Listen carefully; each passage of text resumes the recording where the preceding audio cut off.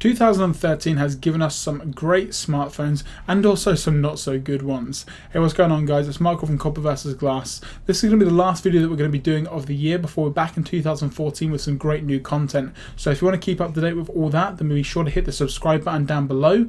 If you do like this video, be sure to leave a comment on it and also a thumbs up. And also if you guys have got a completely different list, then do leave a comment down below on what your top 5 or just in general your top smartphone of the year is. I will be doing a video after this of user generated content in terms of what you guys think is the top smartphone, but for the meantime I have been asking you guys on Google+, Facebook, and I've also looked at some other videos on YouTube in terms of top smartphones of the year.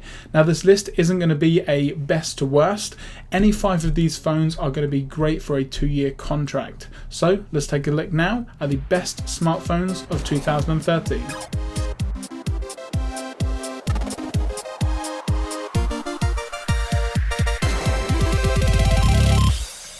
The Nokia Lumia 1020 revolutionized the way that we look at smartphone cameras for the better with a 41 megapixel rear sensor. Now it does have a 720p screen and the Windows Marketplace could use a little bit of buffing out with some core applications, but apart from that, if you are a photographer, this phone is definitely for you. The best-selling smartphone of the year goes to the Samsung Galaxy S4. It has a gorgeous 1080p screen, a great 13 megapixel camera. The only thing in my opinion that lets it down is the fact that above Android it's going to be running TouchWiz, but apart from that you can't go wrong with the Galaxy S4. The Moto G is only £99 here in the UK. It's going to be running the latest version of Android very shortly at the start of next year, and just in general the phone itself for the value is great. Now it does have a 720p display, but in terms of the price compared to the competition, you definitely can't go wrong.